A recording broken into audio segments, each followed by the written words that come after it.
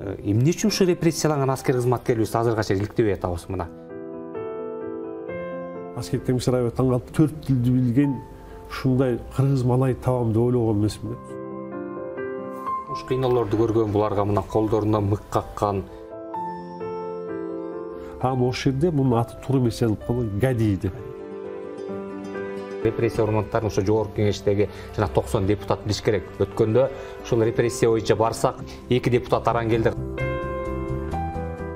Бир кишинин өмүрүнө бир киши өмүрүн арнаш керек. Антпесе болбойт.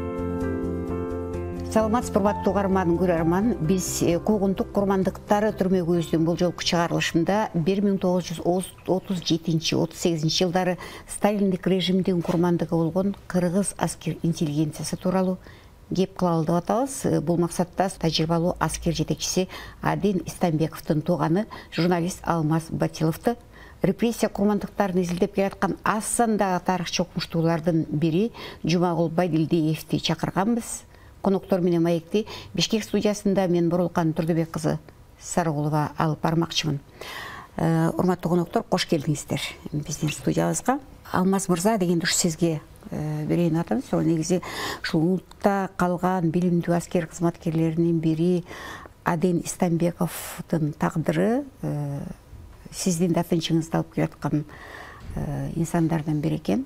Бул киши тууралуу негизи жакындарында мындай коомчулук билбеген, көпчүлүк билбеген кандай маалыматтар бар? Бул кишинин тагдырын мындай 2 сериялуу көркөм тасма тартса болот дейм да, эгер келечекте биздин сценарист балдар, ушул жазуучу балдар көркөмдөп жазса. Себеби бул кишинин атасы Бекенбай өзү Ак Суу районунун Ичке Жергес айылынын кулуну болот. Айылдын жанында азыркы Бозчук, мурдагы Нововознесеновка айылы бар. Көпчүлүгү орус жана украин келгиндер болчу, көчүрүлүп келген да, переселенец орусча айтканда. Анан ошондо жер кесүү боюнча башкармалыкта иштептир да. Анан ошол жерден ал кыргыз орусча абдан жакшы үйрөнөт. Аялы Үмүт, анан баласы Аден жарык дүйнөгө келет 1903 жылы. Анан бул атасы 1905 жылдан кийин соттолот. Муну жазып чыккан эң биринчилерден Адин Истамбековдун окуучусу Осмон Лайлиев, белгилүү чеграчы, жазуучу, Дети Бур деген китебин жазат да. Бул абдан тыкан изилдеген да, колунан келишинче. Анан Иркутскке кайдайт, муну саясий бир беренелер менен. Романовдардын саясатына каршы чыкты деп ошол кездеги падышанын саясатына каршы чыкты, сүргүнгө өткөндөр туура да ошол. Иркутск анан бул соттон суранат Бекенбай. Мен үй бүлөмдө чогулуп кетейин деп. 2 жылда, 1,5 жылда жетишет Иркутскке чейин, жөө жалаңдап. Анан эң кызыгы, эми баягы өкүнүчтүүсү, баягы трагедия да болчу. Бекенбай сүргөнгө айдалганга байланыштуу ага тамак аш берилет жолдо. Баласы менен аялына тамак берилбейт. Анан булар кайды сурайт, айла жок. Анан ошондо Аден сүргүндө кетип бараткан казак, татар, өзбек, орустардын тилин үйрөнөт. Анан баары ооруп, көп көңүл урушат. Жалгыз бала болсо керек дейм да. Анан ошентип Иркутскке жетишет. Иркутскиден анан булар жумушка бөлүштүргөндө Бекенбай уруксат берилет жер төлөөгө, казып жашаганга. Демек бул землянка деген сөз орусча айтканда. Адем менен энеси Үмүт токойдон ар кайсы карагат теришет, ошо мөмөлөр терет да, жан багыш үчүн. Анан ошо Иркутскиде дагы татар түзем мектеби бар экен. Анан ошол жакта сүргүнгө айдалган мусулман тектүүлөр ошол мектепте окуйт. Аден ошол мектепте окуйт. Башкалар менен ошол классында жалгыз кыргыз экен. Осмон Лайлиевдин китебинде жазылганда. Анан ошол жерде мунун аты туура эмес жазылып калган, Гади деп. Ошол жерден бул да татарча өздөштүрөт, татар тилин. Анан баягы адепки баштапкы баягы Куран сүрөлөрүн жаттаткан да буларга окуткан. Ошону бул окуп калат да. Бирок тилекке каршы 1911 жылы Бекенбай катуу ооруп калат. Анан ошондо үзүлүп кетиптир да. Анан сөөгүн ошол жерге коюшат. Анан энесин бул Аден айтат да, эне кетишибиз керек бияктан ата мекенге. Скөлгө кетишибиз керек деп. Энеси көп көчүгө макул болуптур. Узак жол болсо, атаңдын мүрөсүн кантип таштайт. Анан кайра экөө 2 жыл жүрүшөт да жолдо. Энеси көрүнгөн жерден кайыр сурайт, бирөөнүн полун жууйт. Ушул адемди аман эсен ичке жергизип алып келишет. Бирок ичке жергизин тосуп алган эле киши жок да буларда. 1913 жыл болсо кайра келгенде. Анан бул Нового Вознесеновка айылындагы кулактарга барып кайра барып жалданып иштейт. И ошол убакта Ново Константиновка азыркы чоң жергез айылы Ак Суу районунда. Ошол жактан бул чиркөө мектебине кирет. Церковно-приходская школа. Ошол жакка кирип, баягы кулактардан тапкан акчасын тетрадь, китеп, калем сатып алган жумшайт да. Анан ошол убакта мындай айылдын ичинде кадыр баркы, ошол тегеректе айылда кадыр баркы көтөрүлө баштайт. Себеби орусча билгендер аз да ал убакта, саналуу. Бирок 1916-жылы көтөрүлүш болот атпайбы? Үркүп. Анан бул кайра кетет Кытайгачы. Бул экинчи жолу болот атты мунун турмушунда. Ата мекенин таштап. Кайра келет, кайра кулактардан малай болуп иштейт. Анан Ново Константиновка айылында орус чиркөө мектебин бүтүрөт. Анан бул Караколдогу баштапкы жогорку училищесине барып окуйт. Ошол учурда ал Данеке Иманов, Садык Чоңбашев, Оңош Шоруканов деп жазылып жүрөт. Бирок ойлойм бул Кожокан Шоруканов. Кожокан Шоруковдор менен чогуу окуйт. Ташкентке окуганда ал өзүнчө бирок. Ал өзүнчө бирок бул сураныптыр фронткочу. Ак гвардия 19-20 жылдар сураныптыр. Фронт баягы эме текестен кол салат ак гвардиячылар. Суранганда большевиктер албай коюптур. Данеке Имановтан макул болбой коюптур. Жашың жетелик да, кыргызга билимдүү жаштар керек дептир да. Анан ошол бул 18 жашында 20 же 27 жылдары муну аскер комиссар чыгарат Караколдон. Анан Ташкентте теги мусулман жөө аскер мектебине жиберебиз, курстан жиберебиз дейт. Барасың дейт, барам дейт. Анан Ташкентке барасың дейт. Ташкент туктуң беле, аяктын көпчүлүгү өзбек тили айтса, уккам, өзбекче билем анча-мынча дейт. Анан кайдан үйрөндүңүз? Сүргүндө атам жанында жүрүп үйрөнгөм дейт. Анан дагы кайсы тил билесиңиз? Дагы татарча билем. А орус тилин билесиңби? Билем. Эне 3 жашыман бери бул эне тилим болуп калган. Анан ошондо аскер комиссар аябай таң калыптыр. Иним Ново Вознесеновка айылынан 4 тилди билген ушундай кыргыз малай табам деп ойлогон эмесмин деп суктанып айтты да. Ошол менен ошол жолдомо берип ошол жака кеткен да. Тилекке каршы чоң интеллигенция кыргыздын каймактарынын көпчүлүгү ошол учурда репрессия курмандыгы болуп кетти да, ошондон бери ошол Аден Истамбеков болуп атат да. Ошолордун ичинен дагы мисалы аскер интеллигенциясы жөнүндө абдан аз. Эмне себептен булардын тагдыры таржымалы көбүскөдө калып атат? Буга эмне себеп? Бул жанагы архивдин жабыктыгы эле болуп атабы, же бир кайдыгерлик же башка себептер барбы? Эми объективдүү, субъективдүү себептер бар. Рахмат, бүгүн аябай ушул Аден Истамбеков тууралуу, репрессиялаган кыргыз аскерлер тууралуу кеп баштап аткан аябай өтө чоң, ушул элге, коомчулукка түшүндүрүүдө чоң мааниси бар деп ойлойм. Мына азыр ушул аскер кызматкерлеринин ичинен эң бай тажрыйбалуу, эң өмүр баянындагы бай ушул Аден Истамбеков. Мына аты дагы Гади деп кандай кордуктарды көрдү. Эми бул кишинин өмүр баянын окуган аскердик окуу жайларын окуп көрсөңүз аябай бай да, аябай бай турмуш тажрыйбасы. Биз ойлойбуз, ушу мен өзүм репрессия курмандыктарын изилдеп жүрөм. Анан ушул өзүмдүн диссертациямда ушунун ичинде дагы мына саясий куугунтук, Кыргызстанда саясий куугунтук курмандыктары жөнүндө китеп чыгаргам. 37-38 жылдар. Мунун ичинен бир 20-30 парагын Кыргызстанда репрессиялаган аскер кызматкерлери. Ушу биз аскер кызматкерлерин кеп кылбайбыз да. Эгер репрессияланбаганда, ушул улуу ата мекендик согушта Кыргыздын алгачкы генералдары чыкмак беле деген ой келет. Мына ушул азыр Алмаз мырза да айтты. Биринчи ушу Жусуп Абдырахманов 18-жылдары кыргыз кызыл аскерине алынган. Даник Иманов деп атабыз, мына Даник Иманов да кызыл аскерге алгачкылардан болуп алынган. Мен аларды Даник Иманов боюнча да китеп жаздым. Жусуп Абдырахманов да китеп жаздым. Аскер кызматкер болгон эмес да? Аскер кызматкер болгон эмес, кызыл аскер болгон. Алматынын архивинде өтө баалуу документтер турат. Анан бир эсеби былтыр 2 ай отуруп Алматыдан көп маалыматтарды алып чыктым. Анын негизинде ушул биздин жалпы ушул 18-19-23 жылга чейин Жети Суу областында иштеген кыргызстандык интеллигенция, Ешін Арыбаев, Садық Чоңбашев, Данеке Иманов, Қожақан Шорықов, Жүсіп Абдрахманов баштаған инсандардың бай тәжірибесі, бай өмір баяны ушул Қазақстан Республикасының президенттік архивінде тұрады. Тилекке қарсы ушул кеске чейре, егемендүүлүккө энчибизге тийгени 30 жыл болду. Бир кыргыздын тарыхчысы барып эле кызыктуу карап аптырбыз, иликтебептирбиз. Мен азыр ушу тарыхчыларды айтып намыстантып келем. Эмне үчүн ушу репрессияланган аскер кызматкерлерибиз азырга чейин иликтебей атабыз мына. Көчөлү Алматтан кетип алып келдим. Репрессияланган Казакстан тууралуу 33 томдук чыгарышты, 50 томдук болот дейт. Ошону көтөрүп келдим. Ар бирин карап. Мамлекеттик грант менен мамлекет иликтетип атат. Мамлекет колдоо көрсөтүп атат.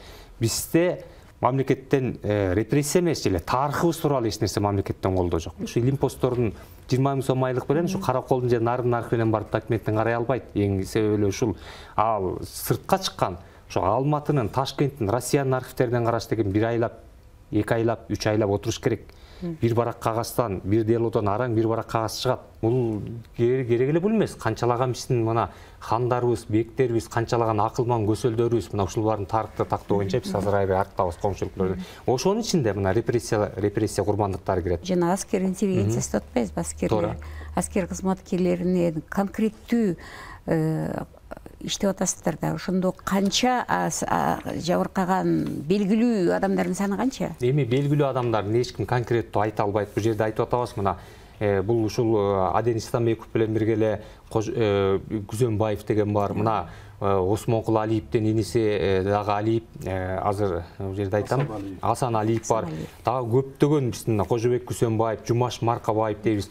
40тан ашуун аскер кызматкерлерин ушул Социал Турам партиясынын Кыргызстандагы өкүлү деген мүчөсү деп ойдон чыгарылган нерсе белем барын репрессиялаган, аны түрмөдө кыйноодон өтө кыйноодон жабырташканда. Кыйноо менен мойнун алдырган учурлар болгон, мойнун албай койгон да учурлар болгон экен, биз билген маалыматтарга караганда.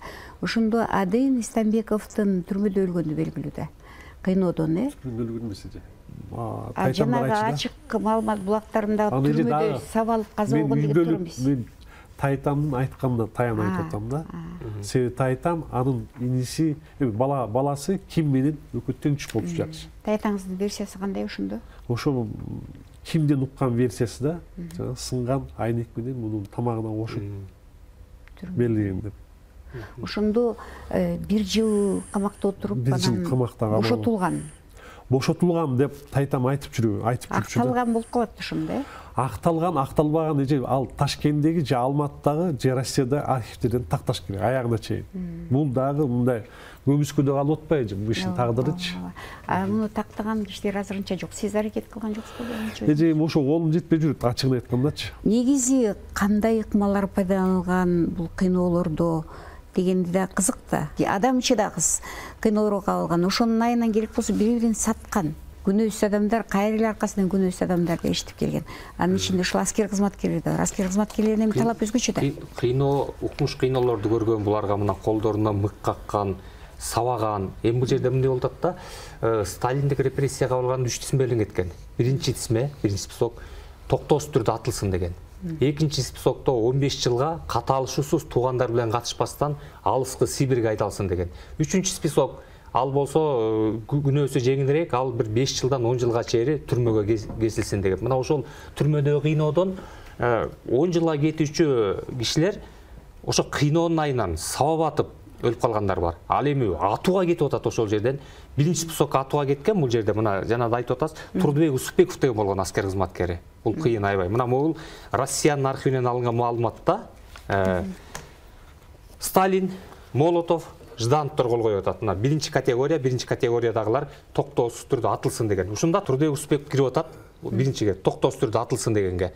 Бирок ал негедир атылбай калат дагы, бул жерден аман калып, мына азыр Алмаз мырза айткандай, аман калат да Улуу Ата Мекен согушка катышып жүрүп, 42-жылы десанттык ротанын командири болуп жүрүп, 42-жылы Улуу Ата Мекен согушта баатырларча өлүп атат. Бул жерден кандай чыкканын биз да мына биле элекпиз. Бул Россиядан алынган маалымат, Россиянын президенттик архивинен алынган да. А мына ошол эле мына Маркабаев, Жумаш, Күзөнбаев, Кожобек булардын бардыгы аскер кызматкерлер болгон. Экинчи категорияда атат, а үчүнчү категорияда эч бир тисме жок.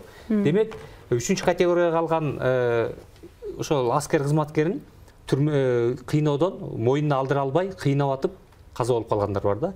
Биринчи тизмеге атылсын деген эмес, 3-чү категорияга киргенде ошо сурактан мойнуна күнөөсүн койдура албай аткаlanдар. Эми түрмөдө баарына бирдей эле ошол аскер кызматкер болобу, же мамлекеттик ошол кыргыз интеллигенциясы болобу, баарына ошол күнөөнү койдуруш керек болгондо кыйноолорду көрүшкөн. Демек, камакка алынгандардын ичинен баягы чыкканы деле, камактагылар деле Экинчи дүйнөлүк согуштун активдүү катышуучусу болгон жөнүндө бул факт. Факт. Мына Турдубек Усупбеков ошол тирүү калып, ал келип ошол жерде ротанын командири болуп, баатырларча курман болуп, Кызыл Туу орденин алып, бул Кызыл Туу ордени Ленин ордени Советтер Союзунун баатырын алга чейинки биринчи Советтер Союзунун ордени болгон. Бул Советтер Союзунун баатыры дегенге тете орден болгон. Мына ушуну биздин аскер кызматкерлер алып атат. Эгер ошол Аден Истанбеков баштаган, дагы биздин жанагы аскер жетекчилерибиз түрүү калганда, булар Советтер Союзунун атамекендик согушта ченебеген эрдиктерди көрсөтмөк. Мисалы мен ойлоп көрөм, жана турмушу бай болуп атпайбы? Мына Алмаз мырза айтты. Бул Адем Истанбеков аябай аскердин жогорку Ленинградда бронетехникалык окуу жайды бүтүп атат. Андысы аскерге кесип Сагудагы тарых факультетин окуп атат. Аябай мындай Генштабтын академиясын бүткөндөй окуганда, билими да күчтүү болчу, өзүнүн тажрыйбасы да күчтүү болчу. Ушундай тажрыйбалуу аскерлерибиз мүмкүн ошол улуу атамекендик согушта булар түрүү калганда Кыргыздын биринчи генералдары болмок. Муктаждыктан репрессия курмандыгы катары түрмөдө жаткандарды тартканбы согушка Сталин? Кандай версиялар бар? 37-38 жылы аскер кызматкерлерин репрессиялады. Анан аңгыча эле финдер менен согушту. Ошондо ойлоду, аскер жетекчилери аз калганын ошондо ойлоду дагы, түрмөдөгүлөрдүн баарын бошотту. Ага чейин жанагы айтып аткан маршалдар, Тухачевскийлер, Егоровдордун баардыгы атууга кетип калган. А калгандар ошо түрмөдө жатырган жана экинчи списоктогуларды. Ошондо бошотуп, бизге аскер кызматкерлер керек экен деп, аз калгандарын гана бошотуп калды. Репрессия боюнча темамдылык деп жүрүп шуну көрдүм. 1941 жылдын январь айында Гитлер тез арада Советтер Союзуна жайда кол салуу тууралуу өзүнүн оюн билгизет. Ошондо маршал Кейтел туруп алып, Германиянын Гитлерге айтат: биз кантип быйыл Советтер Союзуна кол сала алабыз? Алардын аскер техникасы бизге ошондо 41 жылы Германиядан көп аскердик техникабыз бар экен, аскердин армиясы да биздики көп экен алардан. Кантип биз кол сала алабыз десе ошондо айтат: алардыкы деген сапатсыз курал жарак. Биринчиден, экинчиден армия Советтер Союзунда башсыз калды. Сталин бүт баарын аттырып салды. Биз жөн эле гана Советтер Союзун быйыл алып койсок, эмдиги жылы кеч калабыз деп. Ошо 41 жыл башталган. Демек, дүйнөлүк экинчи согуштун тутанышына, же болбосо улуу атамекендик согуштун тутанышына мына ошол репрессиянын дагы аскер репрессияланган аскер кызматкери же репрессиянын таасири тийген деп жыйынтык чыгарсак. Кыргыз армиясынын түптөлүшүн кайсы учур менен тууралайбыз ошондо? Ушу репрессия курмандыктарынын биринчи толкунунда кеткендер түзгөн ошолор башаттап айтсак болобу? Илгертен жоокер элибиз да. Мына Тайлак Баатыр баштаган канчалаган, мисалы 19-кылымды айтсак, сайыстык тутумда кыргыз армиясынын түптөгөн кыргыз атчандар дивизиону курулуп, мына биринчиден кыргыз атчандарына ошо мына Жусуп Абдрахманов, Абдыкадыр Орозбеков, Саякбай Каралаев, Адамкалый Байбатыровдор баштаган, айтып атат Жайнак Саадаевдер баштаган ошол кызыл армияга биринчи киришип, андан кийин атчандар дивизиону, андан кийин кавалериялык дивизион түзүлүп, анан ошо кыргыз армиясынын сайыстык тутумдагы кыргыз армиясы түптөлгөн. Эгер сайыстык тутумдагы баштасак, кыргыз армиясына мына азыр 80 жылдан ашат. Мына ошолор түптөп, ошол басмачылар менен согушту.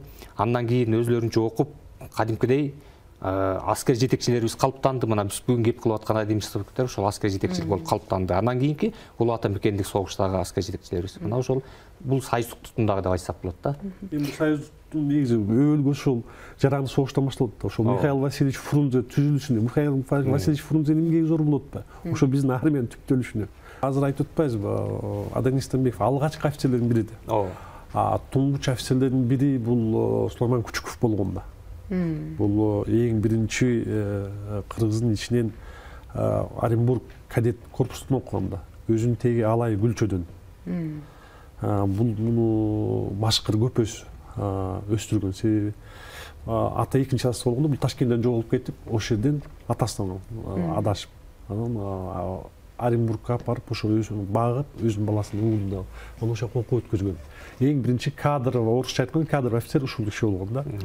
Анан биринчи дүйнөлүк согушта өзгөчө эрдиги менен айырмаланган, 4-даражадагы Георгий крест менен сыйланган. Андан кийин ал Ошто басмачыларга кошулуп, андан кийин баягы Совет өкмөтүнө ишенип кайра өткөн.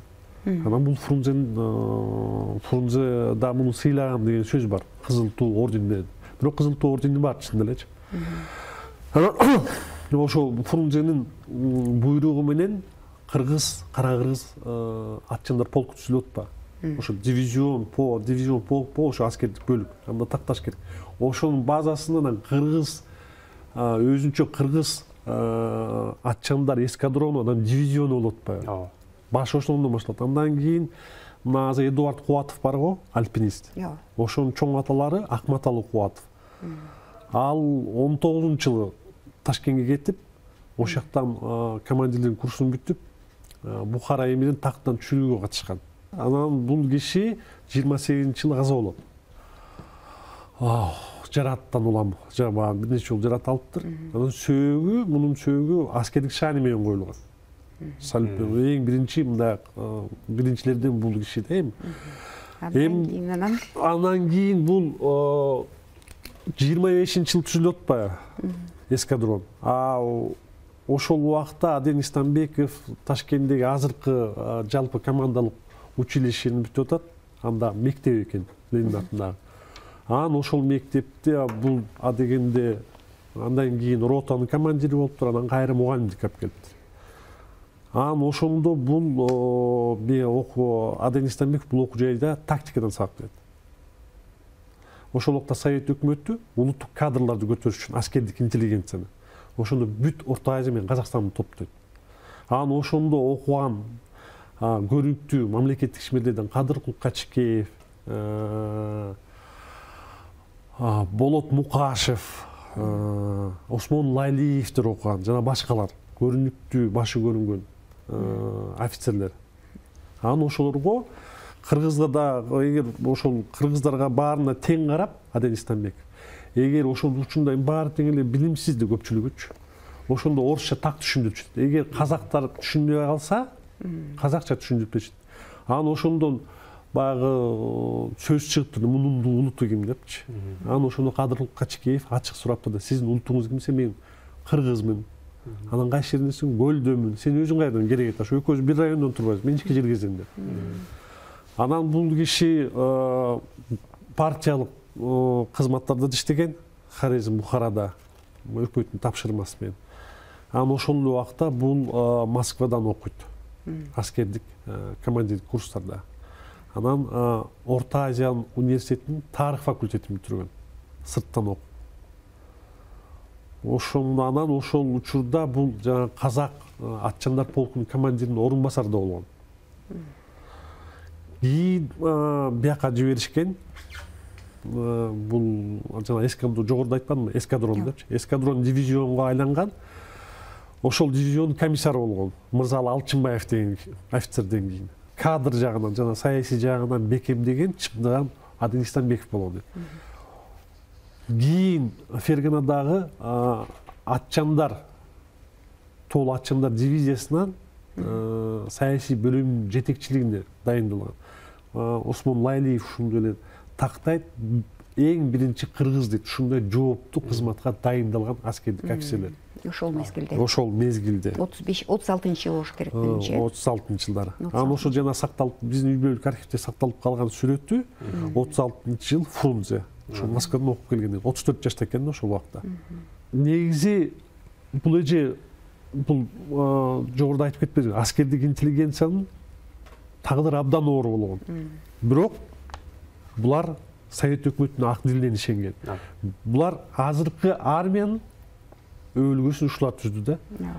Ушулардан уланды. Ошон үчүн булардын эмгегин дагы изилдеш керек. Мен чогуу аскердик кызмат өтөгөн, мисалы, аман калышкан, репрессия кабылган эмес болуш керек, бирок муну дагы такташ керек. Доскенов, мисалы, Байдулла Доскенов. Кийин подполковник болуптур, пенсияга чыккан архивдик маалыматтардан. Қытайдағы боштондық күресіне қатысыптыр. Болот Мұқашев Ұлы Ата Мекенің соғысының учурунда бұл полктың командирі болып тұр, 43 жыл қаза болып тұр. Жүсіп Абдрахманов қызыл әскер болып тұр, Баял Исекеев, Жайнақ Садаев, ушулар да Орозбековтер тұрғанда қырғыз адам өзінше эскадрон түзген башатында. Бұлар бары көпчүлүк бар емес, көпчүлүк үркүндөн өткөн. Мында сөзүм айтпай, Совет өкмөтүнө ишенген булар. Себеби ошончо жылдан кийин эгемендүүлүктү алып атат да. Союздукка дегенде автономдук область ушул. Ошол эле Жайнак Садаевтер мисалы, Мамбет Сүйүмбаевтер. Булар да тылдагы биринчи дүйнөлүк согушта катышкан да, туткунга да түшкөн. Булар да түрткү болду армияны түзгөнгө. Себеби аякты көрүп келди. Хусейин Карасаев биздин айылдан болот, ошол киши айтчу. Токтайын айылынан. Бир жолу конок барган айтканда, Баймаш Төнөнүн атасы билимдүү болуп келген деди. Кеңеш өкмөтү ыңгылап деп сүйлөп келген. Ошондо алдыңкы кыргыздын жаштарынын бири болчу депчи. Ошолор түрткү болду ошолор. Ошол кыргыз армиясын түзгөнгө. Ошону азыр үзүрүн көрүп атабыз да. Азыркы максат ошол жанагы репрессия курбандыктарынын тарых таржымалын иликтеп берип болуп атпайбы. Ал үчүн азыр эми архивдик материалдарды көбүрөөк табышыбыз керек да.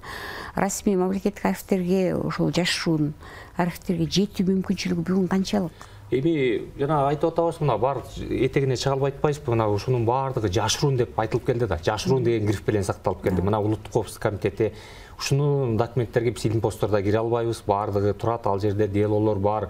Булар 16-жылык үркүнгө караганда булардын үстүнөн кылмыш ишин коскоп, документтерди алып, сүрөткө тартып, анан делолору турат Улуттук коопсуздук комитетинде. Бул боюнча мына Өзбекстан, Казакстанда ал улуттуу иштер болуп, ошол Улуттук коопсуздук комитетиндеги генералдык прокуратурадагы ички иштер министрлериндеги документтерди алып, жашыруундугун жоготуп алып атышат да. Биз ошол боюнча мыйзам долбоору талкууланып чыккан атат. Мыйзам долбоору эгер ошол ачылып калса, ачыш керек деп эсептейсиз? Ачыш керек. Ачканда муну деген биринчи биз айттык. Мына ошол жогорку кеңеште дагы отурумда биз сүйлөп чыктык. Тарыхчылар ошол боюнча иликтенген. Анткени жана айткандай тажрыйба алмашып, тиги өлкөлөрдөн биз тажрыйбаларды көрүп атабыз, алмашып атабыз. Анткени тарыхчылар биринчи биз карап, анан элге жанагындай жеткиликтүү түшүндүрүшүбүз керек. Тарыхый баасын биз баягы илимпост катары берип, ошолорду ачыкка чыкса, бул ачык эле жанагы биздин борбордук мамлекеттик архивге өтүп, кайсы небереси болобу, чөбөрөсү болобу алганга мүмкүнчүлүк жетет да. Ага чейинки биз ошол баасын карап беришибиз керек. Эң негизгиси бул Улуттук коопсуздук комитетиндеги архивдер. Экинчиси бир эле кишинин, мына ошол Аден Истамбековдун үлгүсүндө айтып коелу. Бул кишилер деген, мына Жусуп Абдрахмановду айтабызбы, бул кишилердин байсалдуу жолду Алматынын, Ташкенттин, Россиянын архивдеринде турат. Бир кишини иликтеш үчүн, аябай мындай өрнөктүү кишини иликтеш үчүн Кыргызстандын архиви жетишсиз болуп калат. Ошол мына азыр айтып атабыз, Алматынын, Ташкенттин. Алматынын архиви ачык, барсак болот. Ташкенттин архиви биз үчүн азыр жабык. Кыргызга тиешелүү документтер Ташкенттин архивинде турат. Аны алып, аны алсак, мына ошол Эшин Арыбаев баштаган ошол Түркстан АСР болуп турганда, ошо баардыгы ал жерде иштешкен укмуш документтердин баардыгы турат. Ушундай жагдайда ошол тууган тушкандарын ошол укум-тукум калды да. Мисалы үчүн Алмаз мырза Аден Истамбеков жөнүндө бүгүн эле бизге бир 2-3 белгисиз маалыматтарды айтып атат. Ошолорду иликтөө жаатында кандайдыр аракеттер болушу мүмкүнбү? Бул барбы кандайдыр долбоор? Мына азыр Алмаз мырза бир эле кишини алып чыкса укмуш болот эле, мындай кылып туруп. Бирөө бир кишинин өмүрүнө бир киши өмүрүн арнаш керек. Антпесе болбойт. Мына чөп башчылар биз сыртынан билебиз, мындай ошого өмүрүбүздү коюп ал деген оңой нерсе эмес да. Жөн эле бул деген дүкөндөн сатып алчу кола же болбосо бир буюм эмес. Ар бир архивге барып жанагындай ишин этегине жетиш үчүн бар. Бирок аскер кызматкерлери тууралуу бизде эч нерсе мындай жок, алгылык иш жок деп айтсам болот. Мен 2019-жылы Кыргыз Республикасынын коргоо министринин алдында жогорку окуу жайлар башкармалыгы бар экен. Мына Калыйдын Үсөнбеков атында жогорку институт бар. Биздин Дайыр Асанов атындагы аскер лицейи бар.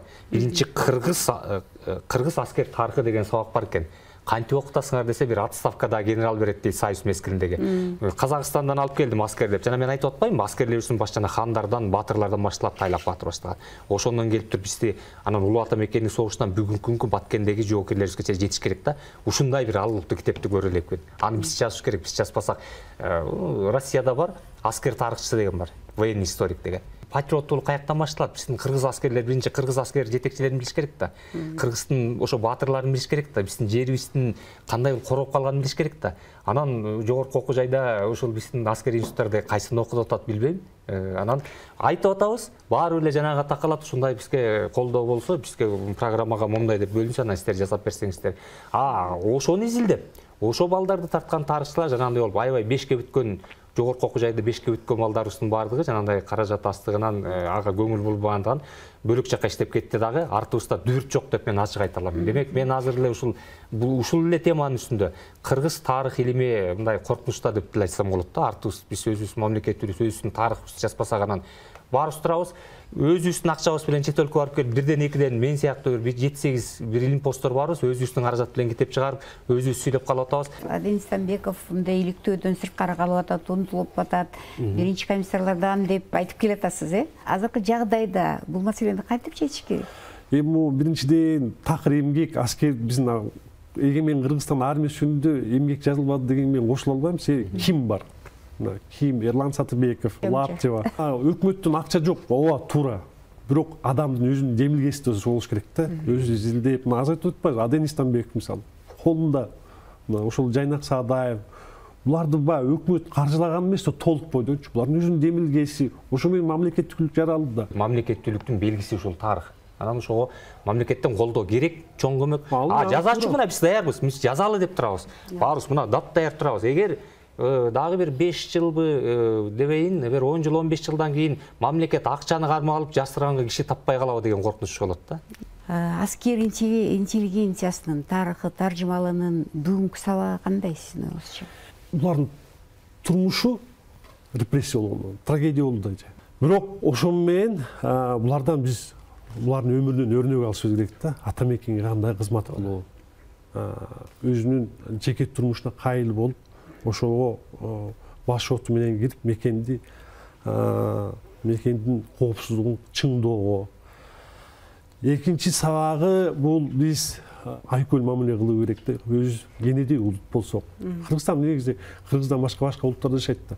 Ошо баары бизге ынтымактуу болуп, кыргызстандык деген бир бизде түшүнүк пайда болуш керек да. Бара-бара мына пайда болуп атат. Бара-бара түптөлүп атат. Анан ошол репрессия болгон биздин аскердик интеллигенция, анан кийин Улуу Ата мекенин согушта каза болгондор, кийинки башка кандуу кагышууларга катышкан, анан биздин Кыргызстандын 99-2000 жылдары согуш килдерден аман алып калган аскерлерге, офицерлерге, андан мурда тынчтык орнотуучу батальон Памирде жүргөн, аларга 5 жылдан ашык жүрүштү, 4,5 миң биздин аскер ошокто кызмат кылды. Аскердик чалгын кызматын иштегенин, ошонун баарын баалап, айкалыштырышы керек биз. Мына сиз жана суроо бердиңиз, ошол биринчи аскердик интеллигенция, ошондо чыгып, Кубатов деп атпайбы, ошо Жумабек Асанкулов, ошолор пайда болду да. Ошонун баарын айкалыштырыш керек. Ооба, Жумгал мырза менен да туура мен кошулам. Муну мектептен башташ керек. Муну азыр жана роликтер бар го, TikTok деп атпайбы?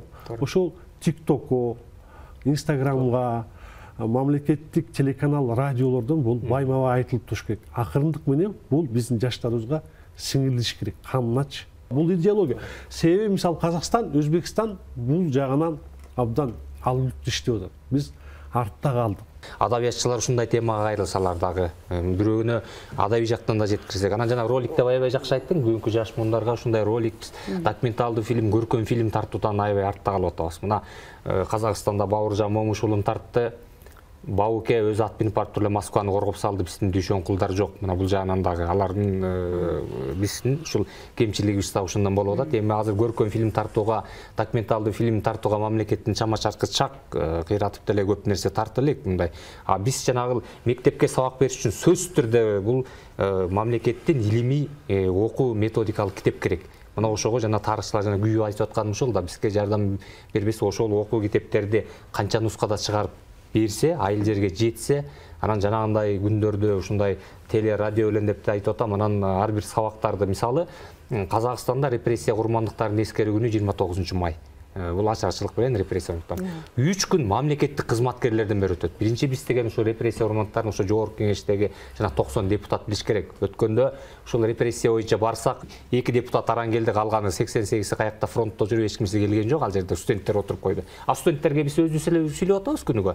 Ушунда жоопкерчилик ушундан билинет да. Программа керек, чоң программа керек. Мунун баардыгы айтылып келип эле калып эле ушул эле мурдакы президенттердин атасын жазып эле тарых болуп келгенде билип айтсам болот да. Мына ушундай инсандар унутулуп көмүскө калып атат. Мына ушулардын өрнөгү. Жанагындай айткандай, булар деген элин аткан эмес, жерин саткан эмес, мамлекеттин казынасын көтөрүп алып чет өлкөнү көчтөй качкан эмес. Булардын ушул репрессия болуп колу бутун байлап, башына тапанчаны такап атып атканда да ушул өзүнүн эл үчүн туруп беришкен инсандар болгон. Демек, бул инсандарыбызды биз ар тараптан көтөрүшүбүз керек деп айтат элем.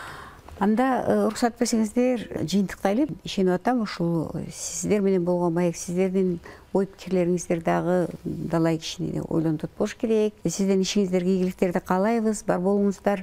Урматтуу угарман, көрөрман, биз бүгүн Куугунтук курмандыктар өтүрмөбүздүн бул жолку чыгарылышын ушул 37-38 жылдары сталиндик режимдин курмандыгы болгон кыргыз аскери интеллигенциясы тууралуу болду. Бул максатта биз студиябызга түрмөдө кыйноодон каза тапкан тажрыйбалуу аскер жетекчиси Аден Истамбековдун жээни журналист Алмаз Батиловду, репрессия курмандыктарын изилдеп келаткан аз сандагы тарыхчы окумуштуулардын бири Жумагул Бадилдиевди чакырганбыз. Коноктор менен Бишкек студиясында мен Бурулкан Турдубек кызы Сарбулова маектештим. Аман болуңуздар.